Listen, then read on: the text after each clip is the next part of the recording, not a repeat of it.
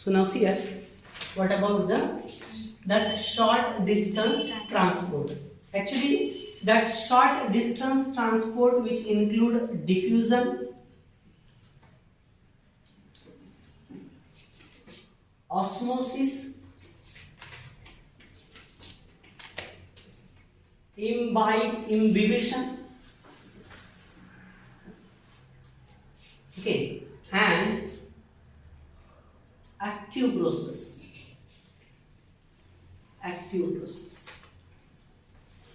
Okay, these are the few processings. They actually help for the short distance transport. Okay, the short distance transport मध्ये या material असते, या processing असतात. So now just here, what about the first process, that is nothing but the diffusion. So what is mean by exactly that diffusion process? Diffusion, which means nothing but transfer of substance from its high concentration to low concentration. Okay, transfer of material from its high concentration to low concentration. Okay, म्हणजे जास्त प्रमाणाकडून कमी प्रमाणाकडे move होणं, या प्रक्रियेला या ठिकाणी म्हणलं जातं डिफ्युजन. लक्षात घ्या. So this diffusion process does not require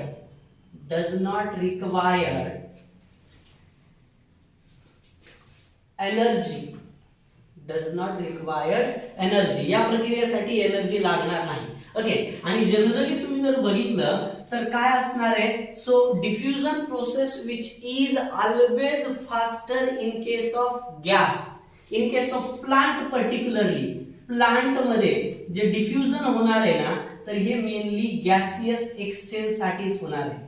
gaseous exchange साठी होणार. ओके, म्हणजे जनरली तुम्ही जर बघितलं तर अदर ज्या काही स्टेप्स आहेत, म्हणजे लिक्विड असेल किंवा सॉलिड असेल, यांच्यासाठी तुम्हाला डिफ्युजन जास्त प्रमाणामध्ये इथं आढळत नाही, ऑलमोस्ट नसल्याच जमाय. इथं काय आहे की actually diffusion which is concern with the gaseous exchange. Plant मध्ये डिफ्युजन हे मेनली कोणत्या स्टेप साठी रिलेटेड आहे? तर गॅसियस एक्सचेंज साठी डिफ्युजन होतं इथं. ओके, ऍक्च्युअली जर तुम्ही बघितलं तर गॅसचा डिफ्युजनचा रेट हा लिक्विड आणि कंपेअर्ड टू द सॉलिड यांच्या तुलनात्मक खूप जास्त असतो. ओके, लक्षात घ्या. ओके, म्हणजे इथं जर गॅसियस मॉलिक्युल असतील, so from hi concentration, so they move toward the low concentration. Okay, so a place वरून बी प्लेस कडे निघून जाते. It does not require any kind of membrane. Okay, यांच्यामध्ये एखादं पार्टिशनची गरज नाहीये जे मटेरियल पुढे मूव्ह करायला. जसं ऑस्मोसिस मध्ये लागतं सेमी परमिएबल मेम्ब्रेन, तसं इथं सेमी परमिएबल मेम्ब्रेनची सुद्धा गरज नाही. लक्षात घ्या. ओके, तर या पद्धतीनं तर diffusion, transfer of material from its high concentration to low concentration. It does not require the any kind of energy, that is nothing but we can say it as ATP एनर्जीची गरज नाहीये. So in plant particularly, that diffusion is occurred for the gaseous exchange. Gaseous exchange साठी indirectly related या ठिकाणी हे process घडून येईल. लक्षात घ्या. ओके, सो या पद्धतीनं. ओके, अजून पुढची जी काही प्रोसेस आहे तर या प्रोसेस मध्ये काय आहे बघा. So that diffusion, rate of diffusion या ठिकाणी जर तुम्ही बघितलं तर rate of diffusion depending on rate of diffusion depending on some factors, that is nothing but, okay, काय काय फॅक्टर असतील? पहिलं म्हणजे कॉन्सन्ट्रेशन ऑफ सबस्ट्रेट यांच्यातला काय डिफरन्स. ओके, यांच्यातला काय difference. If there is a more difference, if suppose there are 100 molecules and here there is 90 molecules, so that molecule from A to B pass with a slower rate and other one which having 100 molecules and here only 10 molecules. Okay, at that time the molecule which are transferred toward that condition, toward the equilibrium, so with the faster rate. Okay, म्हणजे more the difference is in that two state, so faster the rate of transport. Faster the rate of diffusion. Okay, डिफ्युजनचा rate कधी जास्त असेल, जेव्हा इकडच्या या दोघांमधला या ठिकाणी काय असेल तर सबस्ट्रेट कॉन्सन्ट्रेशन मधला डिफरन्स काय असेल, जास्त असेल, तेव्हा डिफ्युजनचा रेट सुद्धा जास्त असेल. Is it clear? कळालेलं आहे सगळ्यांना? या पद्धतीने. अजून सेकंड थिंग काय असणार आहे? The second thing is nothing but the permeability of membrane. If suppose any kind of membrane is found here, या ठिकाणी जर एखाद्या प्रकारचं जर मेम्ब्रेन आलं, तसं तर मेम्ब्रेनची गरज नाही डिफ्युजनला, पण जर एखादं मेम्ब्रेन आलं तर या मेम्ब्रेनच्या परमिएबिलिटीवरून, जर सपोज या ठिकाणचं मेम्ब्रेन जर फ्रीली परमिएबल असेल तर फास्ट या ठिकाणी मॉलिक्यूल पास होतील, फास्ट मॉलिक्यूल काय होतील, पास होतील. आणि जर या ठिकाणचं मेम्ब्रेन सेमी परमिएबल असतील तर काहीच मॉलिक्यूल पलीकडे जातील. आणि जर या ठिकाणचं मेम्ब्रेन जर इम्परमिएबल असेल तर या ठिकाणी डिफ्युजन स्टॉप होईल.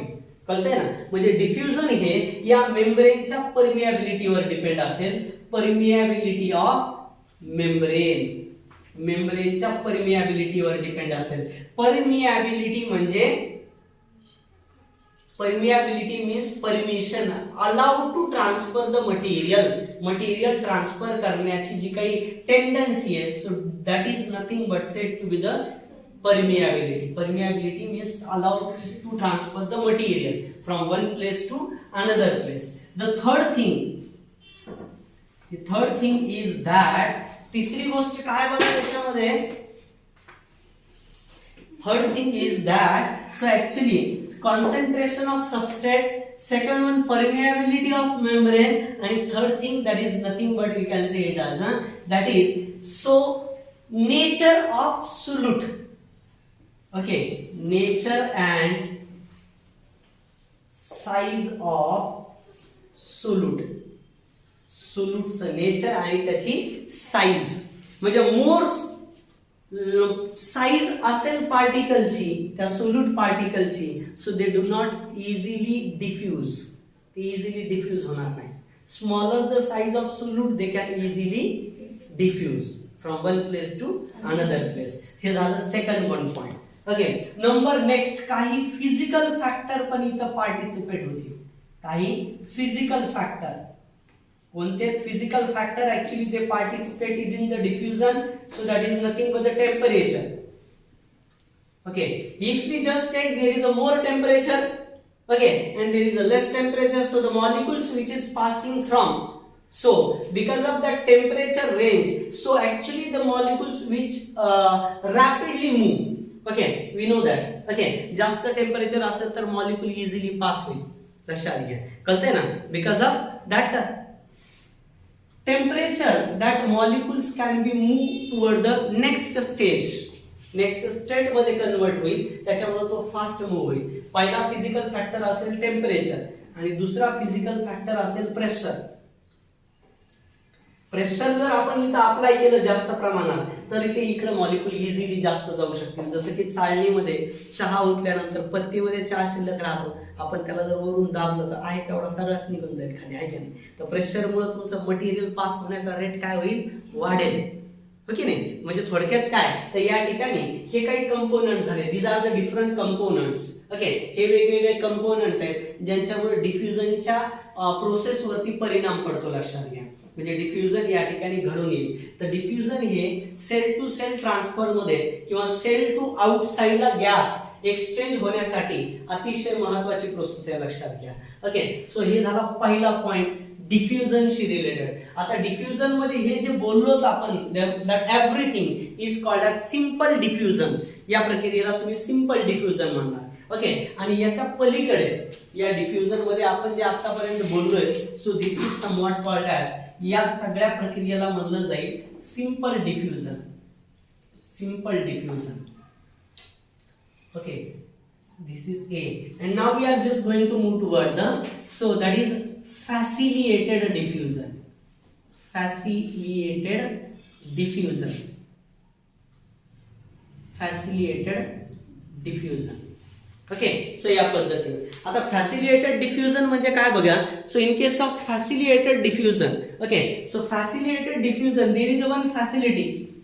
ओके, फॅसिलिटी म्हणजे काय आहे इथं, तर इथंही मॉलिक्यूल काय होणार आहे, हाय कॉन्सन्ट्रेशन टू, ओके, इथंही मॉलिक्यूल काय होणार आहे, हाय कॉन्सन्ट्रेशन टू लो कॉन्सन्ट्रेशनच पास होणार आहे. बट ऍक्च्युली काय होणार आहे या ठिकाणी, इथंही एनर्जी लागणार आहे का, एनर्जी नो यूज्ड, एनर्जी लागणार नाही. But protein molecules used to pass the molecule. Okay, proteins use होतात या ठिकाणी, proteins used for transport, for transport. Transport मध्ये प्रोटीन वापरल्या जातील.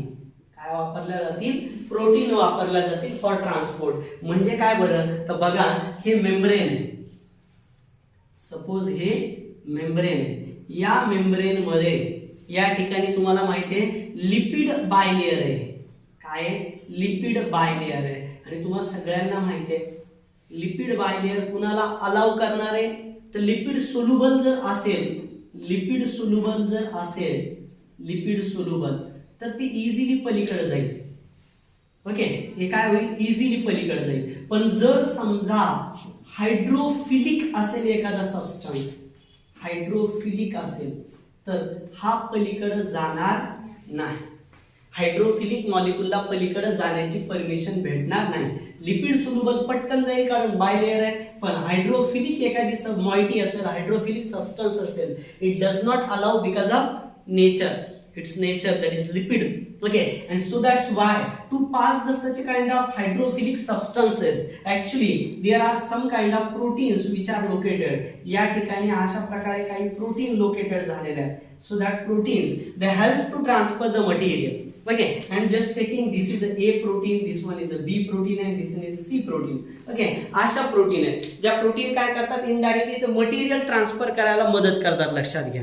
Okay, so that proteins are either, या प्रोटीन्स दोन प्रकारच्या असतात. एक तर त्या ग्रुपमध्ये मटेरियल ट्रान्सफर करतात. ओके, मटेरियल ग्रुपमध्ये 4-4, 5-5 मॉलिक्यूल एकत्रित पलीकडे पास करतात. This is called as bulk transport, called as channel protein.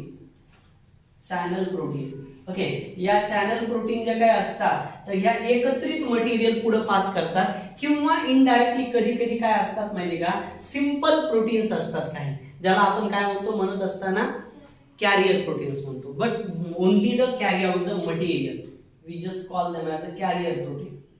Okay, carrier protein म्हणजे कशा असतात, तर कॅरियर प्रोटीन म्हणजे इनडायरेक्टली इथं जर तुम्ही बघितलं तर हे मेम्ब्रेन आहे, या मेम्ब्रेनला इथं एक प्रोटीन आहे. ही प्रोटीन काय करणार आहे, सपोज एखाद्या मॉलिक्यूलला कॅरी करणार आहे आणि जी याच्यातून इकडच्या दिशेला जाणार आहे, इकडे जाणार आहे आणि ह्या मॉलिक्यूलला इकडे सोडून देणार, अशा पद्धतीने. तर अशी असेल तर त्याला तुम्ही काय म्हणणार, इकडची प्रोटीन इकडे गेली, मॉलिक्यूलला सोडून दिलं, परत रिटर्न येईल आणि अशा पद्धतीने ट्रान्सफर करेल. So this is a carrier protein. Channel protein कशी असते, तर चॅनल प्रोटीन म्हणजे अशीच आहे, हिला छिद्र असतं असं, आणि या छिद्रावाटे ही मॉलिक्यूल पास करते. लक्षात घ्या, या छिद्रावाटे ही मॉलिक्यूल पास करेल. सपोज 1, 2 असे एक एक एक एक एक एक मॉलिक्यूल पास करत राहिले आणि बल्क मध्ये जर ट्रान्सफर केले 2-2, 4-4 मॉलिक्यूल, तर याला तुम्ही म्हणता काय म्हणणार, we just call it as a symport pathway. Symport, एकाच डिरेक्शन ना या ठिकाणी मटेरियल ग्रुपमध्ये पास केले, that is called a symport. Okay, एक एक जर पास केलं असतं, हा एक गेला, पुन्हा एक जाईल, तिसरा, हा सपोज एक मॉलिक्यूल गेला, हा दुसरा आहे, याच्यानंतर एक पुढे जाईल, दुसरा जाईल, तिसरा, याला म्हणायचं युनिपोर्ट. याला एक एक मॉलिक्यूल पास केलं तर त्याला युनिपोर्ट म्हणायचं, एकाच डिरेक्शन, वरचं सेम हे तेच आहे. ओके, आणि नेक्स्ट टाइप असतो, एक जाताना या डिरेक्शनने जाणार, दुसरा या डिरेक्शनने परत येणार. This is called as antiport pathway. What we say, we call it as antiport pathway. याला अँटीपोर्ट पाथवे म्हणणार आपण, लक्षात घ्या. हे इकडे जाणार, हे इकडे येणार. तर या पद्धतीनं या प्रोटीन वरून तुम्हाला या ॲरोवरून नावं ओळखायची असतील, लक्षात घ्या. ओके, सो जे काही तुम्हाला दिलेले या ॲरोवरून नावं ओळखायचे असतील, लक्षात घ्या. Keep in mind what about the symport, antiport, uniport and अँटीपोर्ट.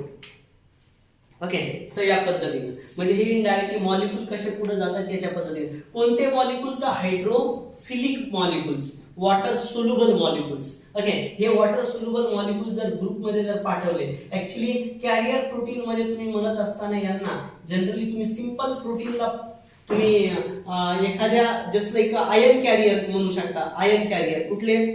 Pump proteins जे असतात कॅरियर प्रोटीन मध्ये कोणते? पंप असतात, लक्षात घ्या. जसं सोडियम पोटॅशियम पंप असतो, कुणावर लोकेटेड असतो? It is located on the nerve cell. Nerve cell मध्ये लोकेटेड असतो, जो काय करतो की सोडियम मधले बाहेर आणि पोटॅशियम बाहेरच्या मध्ये किंवा उलट या डायरेक्शनने याचं रोटेशन करत राहतो, आहे की नाही. सो काय करणार? सोडियम मध्ये आणणार, पोटॅशियम बाहेर टाकणार. ओके, पुन्हा पुढे गेल्याच्या नंतर काय? सोडियम बाहेर, पोटॅशियम मध्ये. तर हे जे काही ट्रान्सफर आहे ना अशा पद्धतीनं, तर या पंपाला काय असतं? That pump which having such kind of rotation.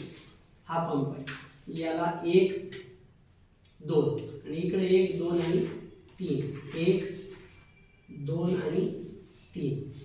सोडियमला किती? Na